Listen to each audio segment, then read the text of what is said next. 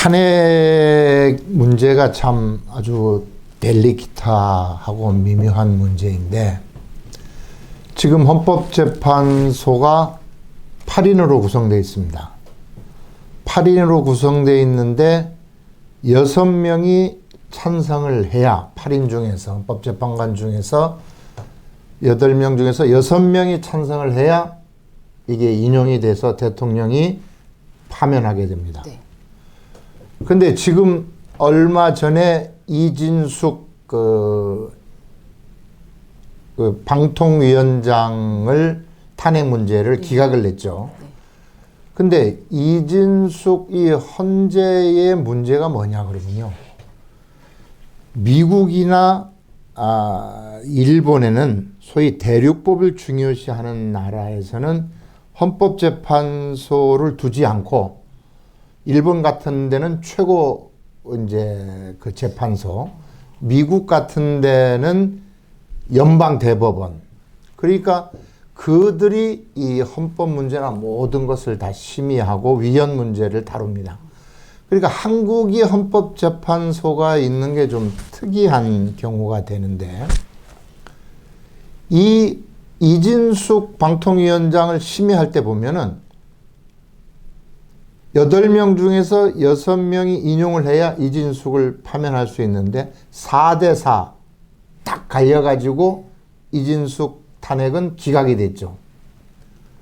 근데 이진숙, 저는 그 탄핵을 보면서 깜짝 놀랐는 게요, 이진숙은 임명된 지 이틀 만에 탄핵됐습니다.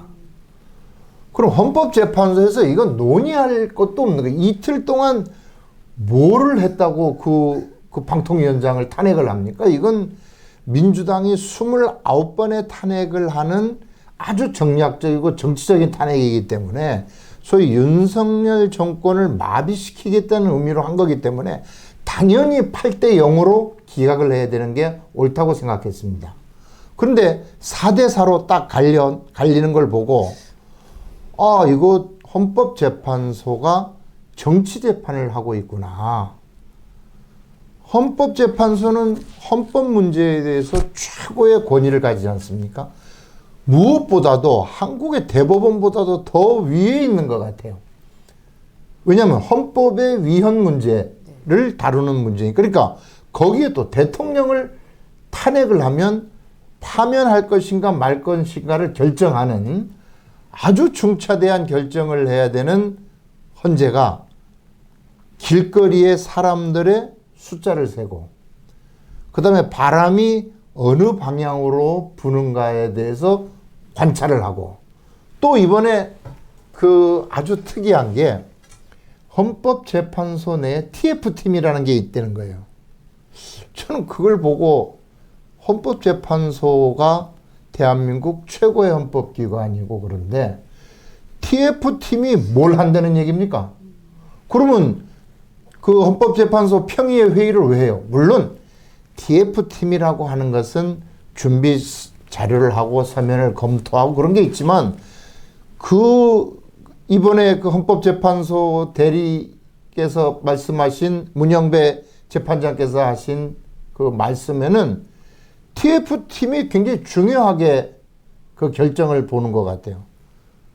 그래서 이분들이 왜 스스로의 헌재의 권위를 이렇게 추락시키는가? 저는 거기에 대한 의문을 갖고 있습니다. 둘째로, 자, 그럼 윤석열 대통령 탄핵 문제는 어떻게 할 것인가? 아무도 예측할 수 없다고 봅니다. 제일 처음만 해서는 윤석열 대통령 탄핵이 60%가 넘었죠. 탄핵을 해야 돼. 근데 지금은 뭐 비등했다고는 할 수는 없지만 거의 뭐 55대 45 정도로 뭐 가깝게, 안 그러면 뭐 그렇게 52대 48 정도로 이렇게 그 탄핵하면 안 된다는 반탄핵 여론도 올라왔다고 봅니다. 그러면은 헌재에서 정치적 판단을 할 수밖에 없을 거예요. 그러면 박근혜 대통령 탄핵 때는 8대 0인가로 됐습니다. 그때도 대법원이 만장일치로 됐죠. 그런데 그 이유는 반대하는 소수 의견이 분명히 있음에도 불구하고 그 당시 박근혜를 탄핵해야 된다는 여론이 굉장히 높았습니다. 뭐 70%, 80% 이상 되니까 거기에 휩쓸려 가지고 헌법재판소가 소수 의견을 내면 안 된다. 그래서 다수 의견의 재판관들이 소수 의견의 재판관을 설득한 것 같아요. 그래서 이제 8대 0이라는 만장일치로 이제 박근혜를 탄핵했는데 윤석열 대통령 경우는 그렇게 되지 않을 것 같습니다. 분명하게 재판관들 성향이나 재판관들의 이념의 문제나 또 재판관들 전체적인 한국의 상황을 분석하겠죠. 그래서 적절한 판결을 하지 않을까 싶습니다. 근데 오늘 이 순간까지도 인용이 될 것인가 안 그러면 기각이 될 것인가는 판단하기가 곤란하지 않겠습니까? 그리고 헌재가 왜 이렇게 서두르는지 모르겠어요.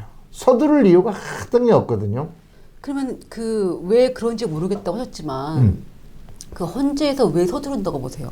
그 어떤 이제 짜여진 각본에 의해서 그렇게 움직인다고 보시는지. 네. 이번에 서부 지원에 소위 말해서 그 청년들이 들어가 가지고 70명 가까이가 구속됐지 않습니까? 아마 판사님들이 굉장히 위기를 느끼는 것 같습니다. 그러면서 뒤돌아보죠. 왜 대한민국의 법치국가인 대한민국에 어떻게 들어와 가지고 기물을 부수고 저런 일이 있을까? 민주당 쪽에서는 폭도라고 보지만은 그 젊은 친구들이 왜 그랬겠어요? 자기들이 볼 때는 사법체제가 판사들이 판결을 옳게 하지 않다고 하기 때문에 그런 거라고 봅니다. 예로서 말입니다. 울산 사건이 7년 걸렸습니다. 조국 사태가 조국 재판을 4년에 걸쳐서 조국을 감옥에 보냈어요. 이재명 사건은 지금 3년인가 4년째 아직 1심 판결 하나 했지 않습니까? 상식적인 사람들이 볼 때 너희 판사들 대체 뭐 하고 있는 거냐? 어느 편을 들고 있는 거냐? 왜 법과 양심에 의해서 판단해야 될 당신들이 정치적인 판단을 하느냐? 이런 분노가 있는 것 같습니다. 네. 네. 근데 그럴 경우에 지금 이제 변수가 되는 게 예. 이제 과연 마은혁 이제 그 민주당에서 추천한 예. 이제 그분이 이제 들어올 것이냐 재판관으로. 예. 그거랑 또 이제 홍장원 그 전 예. 국정원 차장의 그 증언 이게 과연 지금 신빙성 논란이 많잖아요. 이런 걸 좀 어떻게 보시는지. 먼저 마은혁 건은 네. 저는 이 재판 헌재 윤석열 탄핵 재판의 기준으로 보고 있습니다. 마은혁 재판관이 임명이 되면은 윤석열 대통령은 인용될 확률이 높아집니다. 왜냐하면 헌법 체제에서 무조건 6인이 돼야 되거든요. 그러니까 8인이 되든 9인 체제에서는 6명이 필요한데 지금 8인 체제에서는 6명을 유지하기가 쉽지 않단 말이에요. 그러니까 이 사건을 인용을 바라는 마은혁 재판관을 헌재에서 요청을 하고 9인 체제를 완성하겠다. 헌법에 이게 맞는다. 인용을 해서 최상목 총리한테 임명을 하라고 얘기하면 최상목 대행이 거절하기가 힘들 거라고 봅니다. 왜냐하면 헌재에서 최고의 헌법기관 헌재에서 이걸 임명하는 게 옳다고 결정을 내려서 대행한테 임명을 권고하는 거니까 그래서 마은혁에게 임명되면 저는 윤석열 대통령의 파면은 더 가능성이 높아진다고 봅니다. 그런데 이것이 지금 헌재는 저는 타이밍을 놓쳤다고 봐요.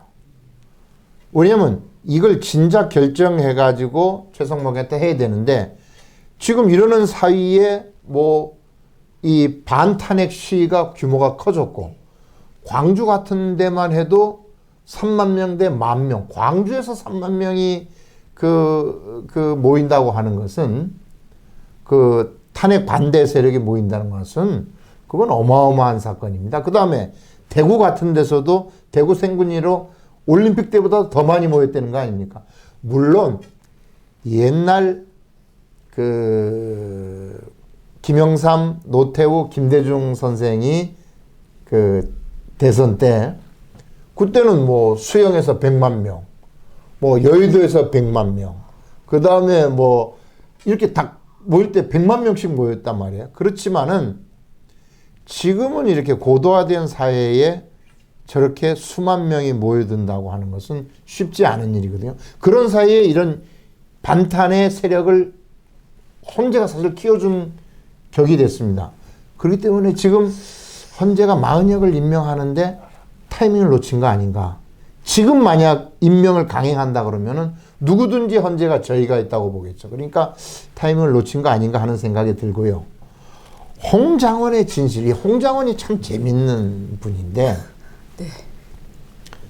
이분이 아주 야망가 같아요. 야망 있는 사람인데, 이분이 이 대통령 내란 수계를 만드는데 네. 단초를 제공한 사람이지 않습니까? 네. 근데 메모가 자기가 급히 받아 적어, 방첩사령관한테 받아 적은 메모는 왼손잡이기 때문에 난해하기 때문에 그걸 자기 보좌관한테 다시 쓰게 했다.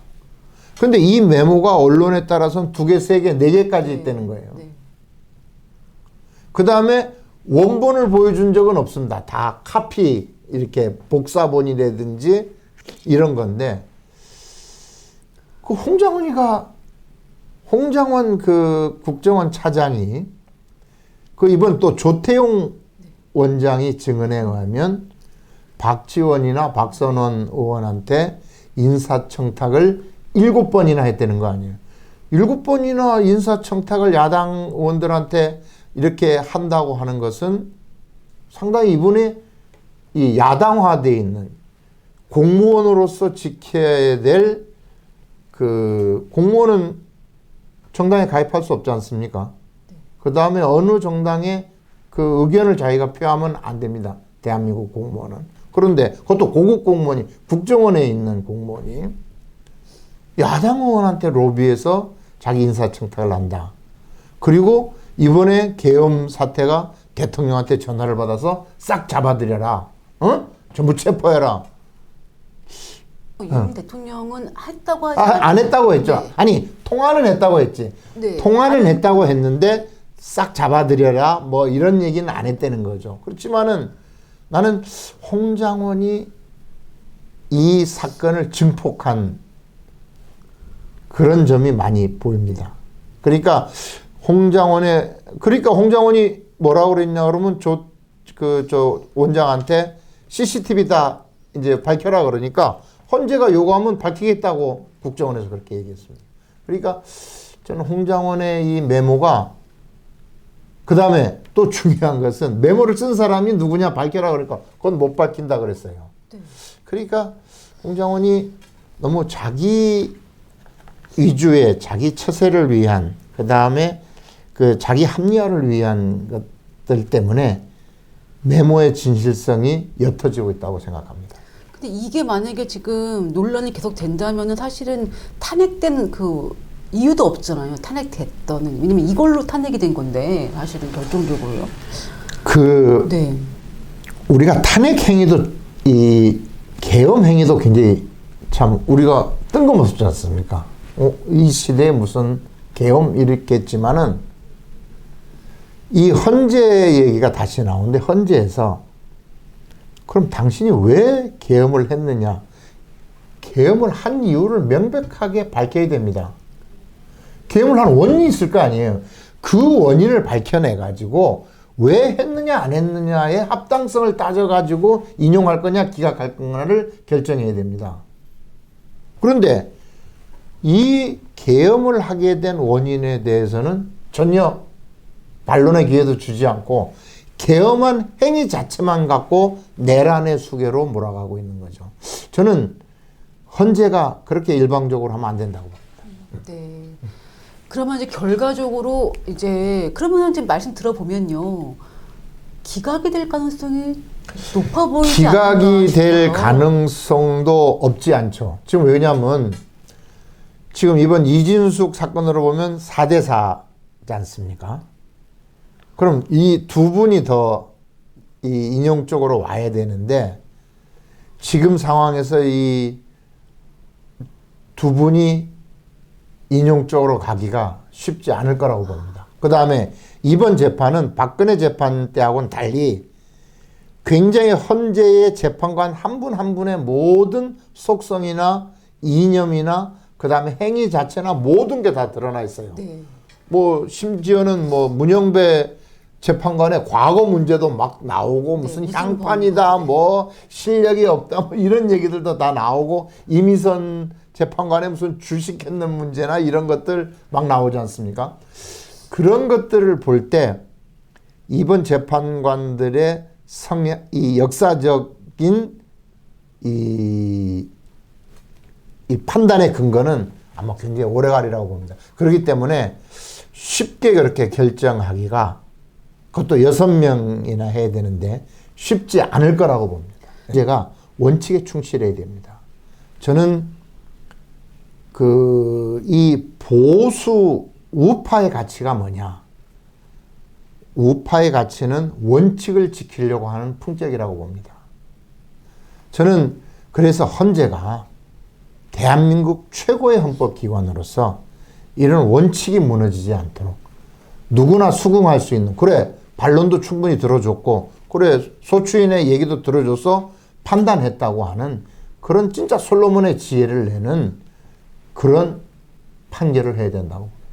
그런데 그러기에는 말씀하신 것처럼 헌재의 지금 그 신뢰도가 완전 땅에 추락을 해버렸어요. 추락했죠. 그건 스스로 자기들이 불러들인 겁니다. 헌재가 피소추인 윤석열 대통령 때 발언권도 잘 안 주고 제재하고 초식에 갖다 놓고 시간 녹였다 그러고, 아니 탄핵 재판에서 초식에 갖다 놓고 시간 뭐 몇 분 몇 초 어겼다고 그러면 되겠습니까? 아니 일반 재판도 그 피고인에 대해서 판사가 충분한 반론의 기회를 주고 반론을 듣지 않습니까? 문영배 재판관이 초식에 갖다 놓고 시간 지났다고 제안했잖아요. 그런 식으로 재판을 왜 했는지, 어린애들도 웃을 짓을 왜 하는지 저는 이해가 안 갑니다. 예. 근데 이번 그 과정을 통해서 오히려 지금 헌법재판소의 역할이나 예. 이제 정말 앞으로 오히려 헌재가 심판당하는 또 역으로 그렇죠. 예. 이게 과연 예. 앞으로 어떻게 예. 돼야 될 것인가? 그러니까 우리나라 최고의 헌법학자라고 이제 여겨지는 허영 이 헌법학자가 그랬지 않습니까? 신동하고 인터뷰하면서 헌재가 만약 이 사건을 기각하게 되면 헌재는 먼지처럼 없어질 수도 있다. 최고의 헌법학자가 원로가 왜 헌재 재판관들한테 그랬겠어요? 너희들 원칙에 의해서 한국의 사법체제를 지켜라는 얘기입니다. 헌재가 이렇게 정치적인 판단을 하면은 우리나라의 모든 면에서 무너지는 거예요. 마지막 남은 게 사법의 보루지 않습니까? 정치검찰, 무슨 정치판사, 무슨 뭐 정치 언론인, 뭐 이런 이 모든 게 정치화된 입장에서 헌재가 원칙에 강해져야 된다고 봅니다. 네. 그러면 이제 좀 이제 마무리로 예. 이제 쭉 탄핵 반대 여론이 굉장히 많아졌어요. 근데 예. 이런 걸 보면서 왜 이 이유는 뭐라고 보시는지. 그 이유는 간단합니다. 원칙적인 문제들을 정하지 않고 졸속적으로 빨리 결론을 내려고 하는 헌재에 대한 반발입니다. 그러면 헌재가 무너지면요, 대한민국이 저는 다 무너진다고 봅니다. 헌재가 지금 대통령을 파면하느냐 마느냐에 그런 중대한 결정을 내야 되는데 모든 전 세계의 눈이 헌법재판소에 가 있습니다. 지금 트럼프가 한국 사건에 대해서 전혀 말하지 않고 있지만은 트럼프가 이재명이가 중국 대사관에 가서 쎄쎄한 걸 모르겠어요. 어느 누가 저렇게 졸속으로 하면은 한국이 세계 6위에, 이번에 포버스지에 의하면 한국이 경제적인 국력이 세계 6위라는 겁니다. 종합. 그런 강대국인 한국이 저렇게 일천한 저런 걸 원칙을 무너뜨리는 저런 사법체계를 갖고 있다 그러면 누가 선진국으로 인정하고 누가 대한민국의 물건을 인정하고 누가 대한민국을 신뢰하겠습니까? 그렇기 때문에 스스로 이 제일 처음에는 65대 35였지 않습니까? 탄핵 찬성 65%, 탄핵 반대 35%였는데 이게 거의 비등하게 올라온 이유는 헌법재판소의 졸속 처리라고 봅니다. 근데 그러면 이제 이번에 만약에 이게 잘 안 되면 이 체제 지금 얘기를 많이 하세요. 뭐 제2의 총성 없는 6.25다. 실제 지금 그 정도의 위기가 있는 건가요? 그런 위기감이 아니겠습니까? 왜냐하면 대한민국에서 그래도 원칙을 지키고 그러는 것이 이 사법체계라고 봤는데 사법체계가 무너지면 야만의 시대로 돌아가지 않겠어요? 야만의 시대로. 힘 있는 자가 마음대로 하고 권력 가진 자가 마음대로 하고 깡패가 득세하고 뭐 돈 있는 자가 뭐 사고 팔고 하는 이런 그런 걸 통제해 주는 게 대한민국의 기술 관료 체제라든지 사법 체제고 이런데 저는 다 무너진 세상에서 사법 체제마저 이렇게 한쪽 편에 이렇게 쏠리는 이런 게 된다 그러면은 상당히 대한민국의 미래가 암담하다고 볼 수밖에 없습니다.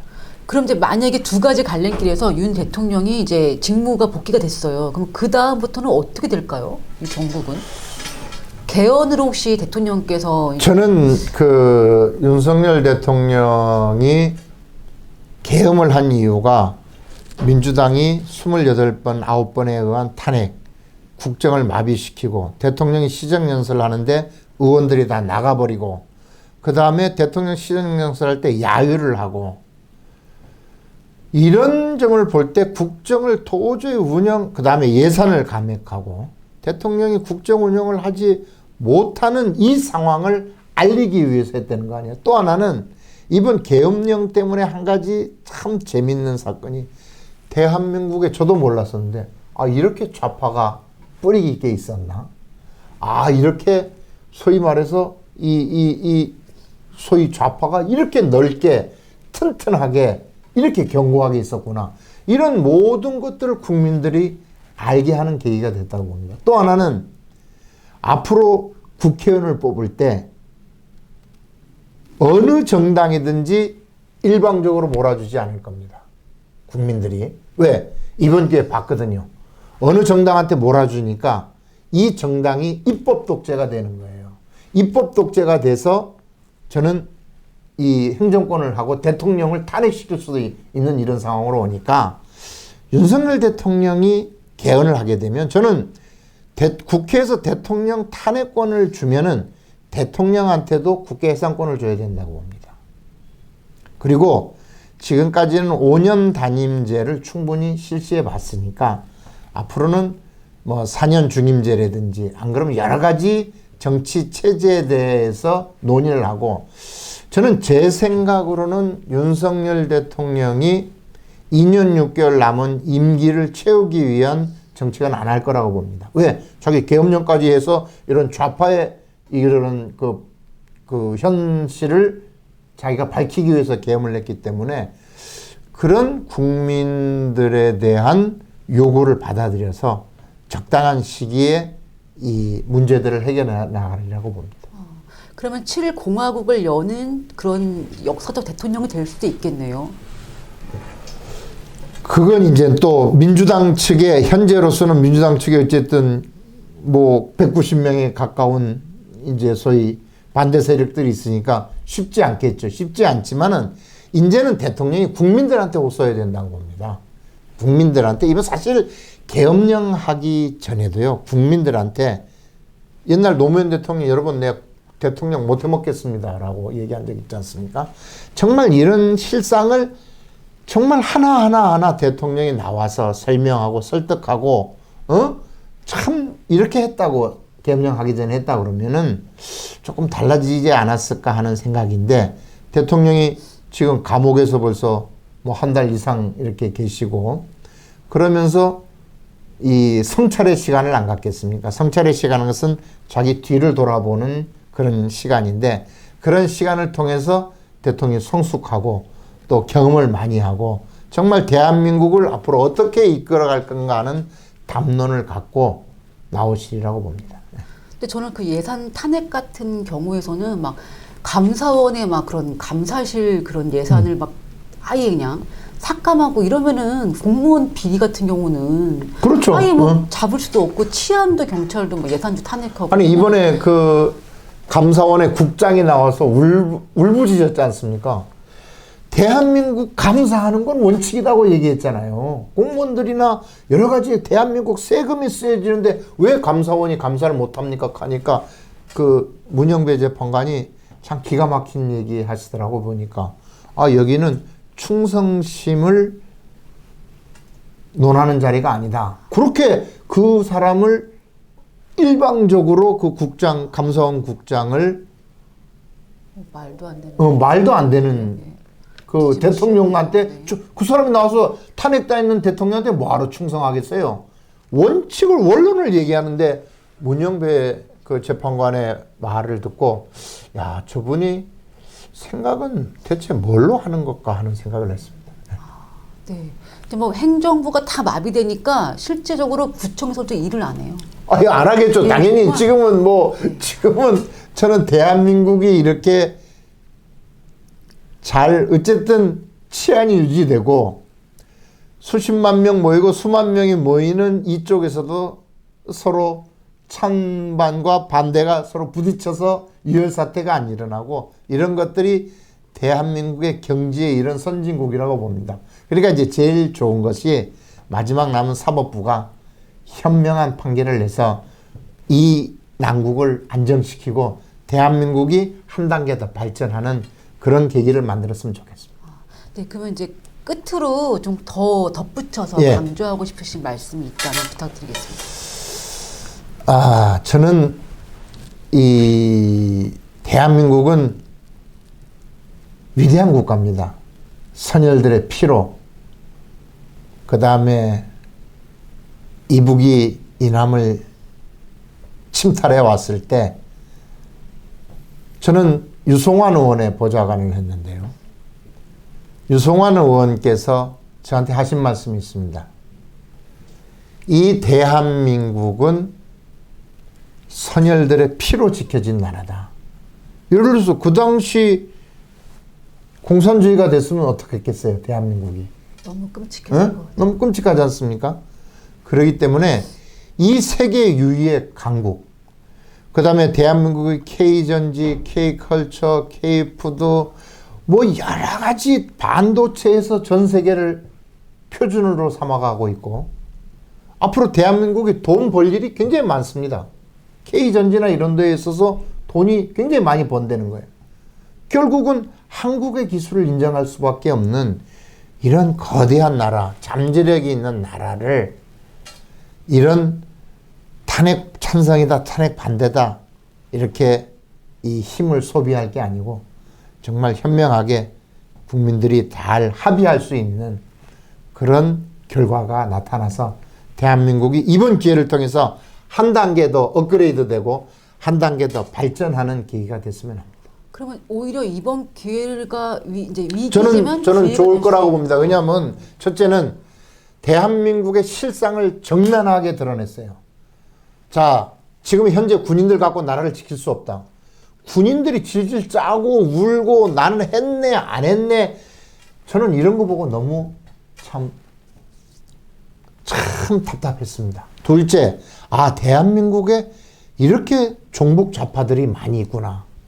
대한민국에 우리들이 몰랐던 이런 어두운 면에서 이렇게 튼튼하게 구조적으로 이 좌파, 종북 좌파들이 소위 말해서 이렇게 침투해 있었구나. 이런 것들을 알리고 또 여러 가지 그 대한민국의 문제상들이 다 드러났지 않습니까? 그러니까 문제가 드러나면 해결책이 나오게 마련입니다. 그래서 이번 기회가 참 하늘이 대한민국의 제2의 도약을 할 수 있는 그런 기회를 준 게 아닌가 현명하게 잘 대처해 나갔으면 합니다.